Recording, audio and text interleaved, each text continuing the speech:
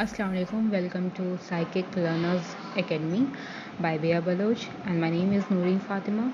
So today we are on the topic lesson 5 research methods for gender issues. तो इसमें सबसे पहला है कंटेंट एनालिसिस। कंटेंट एनालिसिस बहुत ही कॉमनली यूज्ड मेथड है, बहुत ही ज़्यादातर यूज़ किया जाता है। किस चीज़ के लिए? ये जेंडर इश्यूज़ के रिसर्च के लिए। किसके through? With electronic media, literature, art, text book या ओरल डिस्कशन के थ्रू। ठीक है, इनके अपने अपने रिसर्च के अलग अलग ऑब्जेक्टिव्स होते हैं, गोल्स होते हैं या जो भी थीम्स है। And it is also a part of archival research. तो एनालिसिस किस तरह होती है? एनालिसिस होती है लाइव ह्यूमन बिहेवियर के कंटेंट के थ्रू, बुक्स के थ्रू, जर्नल्स के through, magazines, poetry, drama, movie, folk tales, TV programs, school textbook, and curriculum development or documents, and through advertisements. अब इसकी कंटेंट एनालिसिस की प्रोसीजर किस तरह होती है, लाइक उसकी क्या प्रोसेस है, क्या प्रोसीजर है। अब जो किसी भी वेरिएबल को हम लोग को किसी भी वेरिएबल या फिर किसी भी जो भी वेरिएबल है या फिर हमारे जो भी बिहेवियर है रिसर्च के, ये उसके कंटेंट एंड हम सिस्टमैटिकली ऑर्गेनाइज करते हैं, कैटेगराइज करते हैं अकॉर्डिंग टू वो सम थ्योरी। ठीक है, और जो एनालिस्ट होते हैं, कंटेंट एनालिस्ट, वो live human behaviour, book, journal, magazine etcetera, इन सारे ये उसको कंटेंट को स्कैन करते हैं, देन उसको कैटेगराइज करते हैं। कैटेगराइजेशन के बाद एक कंक्लूजन निकालते हैं। कैटेगराइजेशन के बाद उसको आइडेंटिफाई करते हैं कि वो किस किस क्या क्या कैरेक्टरिस्टिक हैं और वो किस किस कैटेगरी में आएंगे। फिर उसके बाद उसकी ये कंक्लूजन्स निकालते हैं। जैसे कि फॉर एग्जांपल रिसर्चर्स को ये देखना है कि दो जेंडर्स, मेल फीमेल, इनको किस तरह पोर्ट्रे किया गया है, प्रेजेंट किया है।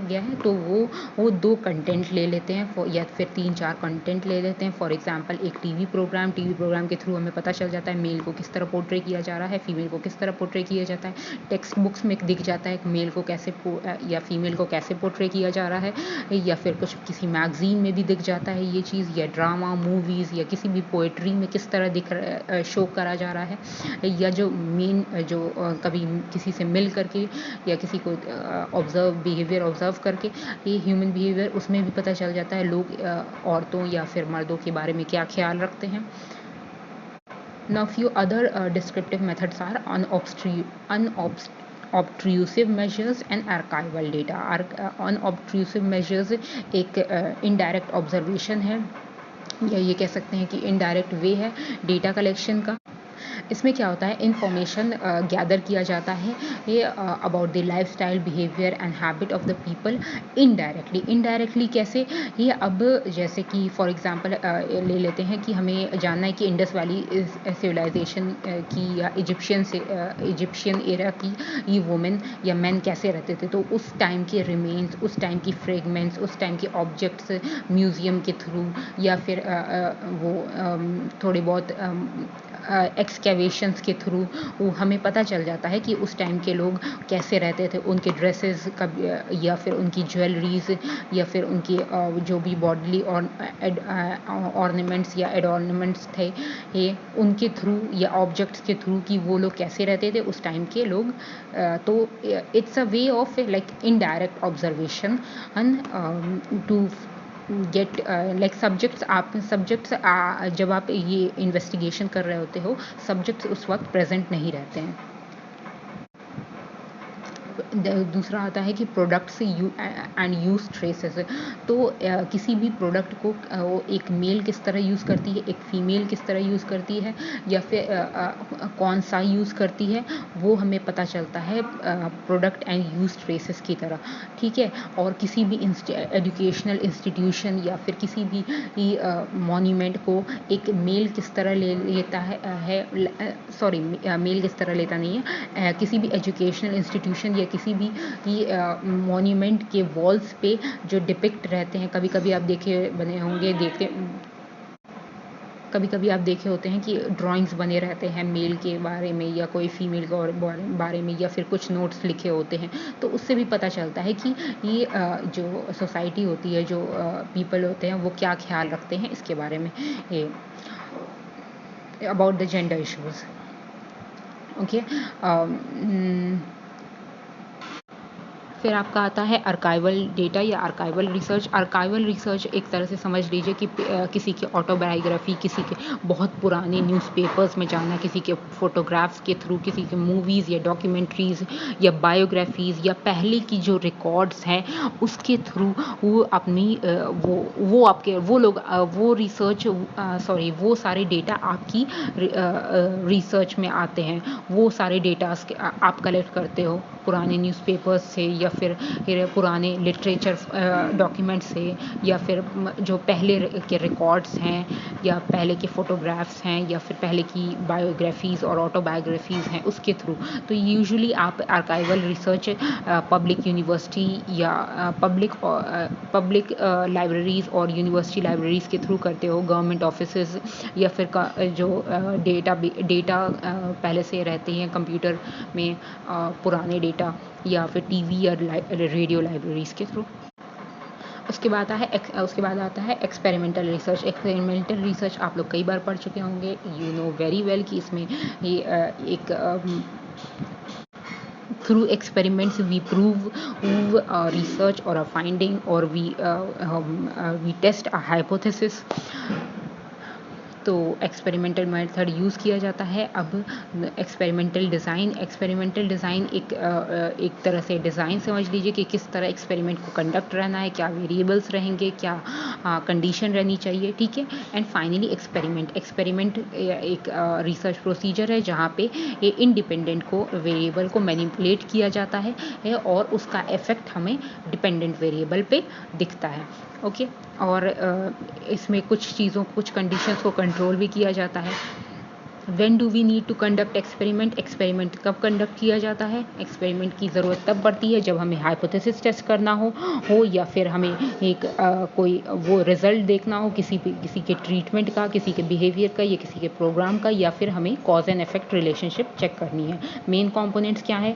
एक हाइपोथेसिस होना चाहिए अबाउट द कॉजल रिलेशनशिप, एक इंडिपेंडेंट वेरिएबल होना चाहिए जो कि मैनिपुलेट होता रहता है और जिसको मैनिपुलेट किया जाता है, एंड डिपेंडेंट वेरिएबल होनी चाहिए जिसका एंड इंडिपेंडेंट वेरिएबल का के मैनिपुलेशन का इफेक्ट हमें डिपेंडेंट वेरिएबल पे दिखता है। और मैनिपुलेशन ऑफ द जैसे कि मैंने बताया, ये ऑलरेडी पॉइंट दिया हुआ है, manipulation of the independent variable and complete control over the dependent variable. Types of variable involve in experiment. पहला independent variable, dependent variable, control variable. Independent variable के बारे में मैंने आपको बता दिया है, डिपेंडेंट वेरिएबल के बारे में भी बता दिया। कंट्रोल वेरिएबल वो एक्स्ट्रा इंडिपेंडेंट वेरिएबल होते हैं जिसकी वजह से ये एक्सपेरिमेंट में प्रॉब्लम्स आ सकती हैं, तो इसलिए उस चीज़ को हमेशा कंट्रोल किया जाता है, क्योंकि उसका कंट्रोल वेरिएबल का इम्पैक्ट काफ़ी ज़्यादा इंडिपेंडेंट वेरिएबल पे भी हो सकता है और डिपेंडेंट वेरिएबल पे भी हो सकता है, जिसकी वजह से हमारी एक्सपेरिमेंट में कुछ एक्सपेरिमेंट के रिजल्ट सही नहीं आ सकते हैं। अब तो लॉजिक क्या होना चाहिए एक्सपेरिमेंटल रिसर्च का, कि अगर कॉज एंड इफेक्ट रिलेशनशिप है इंडिपेंडेंट और डिपेंडेंट वेरिएबल का, तो जब हम इंडिपेंडेंट वेरिएबल को मैनिपुलेट करते हैं, यानी कि चेंज करते हैं, तो उसकी वजह से ये एक चेंज दिखना चाहिए किसके वैल्यू में, डिपेंडेंट वेरिएबल की वैल्यू में, और बाकी rest of the variables like control variable they all should be controlled in order to be sure of the findings. तो दो ग्रुप्स होते हैं, एक टिपिकल एक्सपेरिमेंट में, एक एक्सपेरिमेंटल ग्रुप, एक कंट्रोल ग्रुप। एक्सपेरिमेंटल ग्रुप वो ग्रुप होता है जिसको ट्रीटमेंट दिया जाता है, एक कंट्रोल ग्रुप वो होता है जिसको फेक ट्रीटमेंट दिया जाता है। एक्सपेरिमेंटल डिज़ाइन दो तरह के होते हैं, एक विद इन सब्जेक्ट डिज़ाइन और एक between subject design. Advantages experimental research की यही हो जाएंगे कि वो कॉज एंड इफेक्ट रिलेशनशिप पता करने में हेल्प करता है, और दूसरी बात कि उससे हमें क्या कहते हैं, ये जो साइकोलॉजी का स्टेटस है एज अ साइंस, वो वो स्ट्रेंथन होता है। डिसएडवांटेजेस ये हो गए कि आर्टिफिशियल बिहेवियर यूजुअली रहता है, इसमें नेचुरल बिहेवियर नहीं रहता है और जो सब्जेक्ट्स होते हैं वो अक्सर उनमें स्ट्रेस या प्रेशर भी हो सकता है, जिसकी वजह से ये क्योंकि उन्हें मालूम होता है कि उन पे एक्सपेरिमेंट हो रहा है, तो उनके बिहेवियर या परफॉर्मेंस में चेंजेस आ सकते हैं इसकी वजह से। और ये एक्सपेरिमेंटल रिसर्च बहुत एक्सपेंसिव भी होता है, यानी कि टाइम एंड मनी ज़्यादा लगता है। एथिकल इश्यूज भी होते हैं कि हम इस सब्जेक्ट्स को हम उनसे झूठ नहीं बोल सकते, तो अगर हम सच भी बोलेंगे तो भी उनके ये बिहेवियर में चेंज आ सकता है, जिसकी वजह से हमारी एक्सपेरिमेंटल प्रोसीजर काफ़ी हद तक या फाइंडिंग इफेक्ट हो सकती है। एक्स पोस्ट फैक्टो रिसर्च, ये एक तरह का कह सकते हैं कि एक्सपेरिमेंटेशन है, but not true experimentation, it's a sort of experimentation. ठीक है, it is a form of applied research and इसमें कोई पहले से प्लानिंग नहीं रहती कि इस तरह एक्सपेरिमेंट होना है या इस तरह होने हैं। ठीक है, नेचुरली जो इंडिपेंडेंट वेरिएबल है वो नेचुरली अकर होता है और उसके इफेक्ट्स नेचुरली होते हैं। ठीक है, इट्स एक तरह से कह सकते हैं कि जो नेचुरली अकरिंग इवेंट्स होते हैं उसमें आते हैं post facto research. Ex post facto जो रिसर्च है उसमें mainly researchers they are interested in studying causal relationship between two variables, but जो क्या कहते हैं नेचर होता है फिनोमेना का या प्रोसेस का, वो इस तरह होता है कि वहाँ पे एक्सपेरिमेंट करना पॉसिबल नहीं होता है, तो एक्स पोस्ट फैक्टो रिसर्च वहाँ अप्लाई होता है। जैसे कि ये फॉर एग्ज़ाम्पल जो बॉयज़ होते हैं उनके बिहेवियर पे रिसर्च जो वो बॉयज़ जो लड़कियों की जिनकी परवरिश लड़कियों की तरह हुई है, the behaviour of boys brought up as girls. अब इसमें एक आता है सब्जेक्ट वेरिएबल। सब्जेक्ट वेरिएबल वो वेरिएबल होता है जो आपकी रिसर्च फाइंडिंग के मेन इंटरेस्ट का होता है। ठीक है, वो मेन इंटरेस्ट होता है, like it's the characteristic of interest of your study. ठीक है, और आपके रिसर्च के जो भी रीडिंग्स या जो भी स्कोर्स आएंगे ये किसी भी बिहेवियर पे वो आपका डिपेंडेंट वेरिएबल होते हैं। अब एक्स पोस्ट फैक्टो रिसर्च के ये कुछ डिफरेंट फॉर्मेट्स हैं, जैसे कि non equivalent control group design. उसमें क्या होता है, जो दो ग्रुप्स हैं दोनों ग्रुप को वो कंपेयर किया जाता है और एक को वो एक्सपोज किया जाता है सब्जेक्ट वेरिएबल पे और दूसरे को एक्सपोज किया जाता है, दूसरे को वो एज अ कंट्रोल ग्रुप रखा जाता है। एक होता है, फिर उसके बाद एक और होता है one group pre test post test design. Pre test post design में क्या होता है कि ये डेटा कलेक्ट किया जाता है बिफोर द एक्सपोजर और एंड आफ्टर द एक्सपोजर।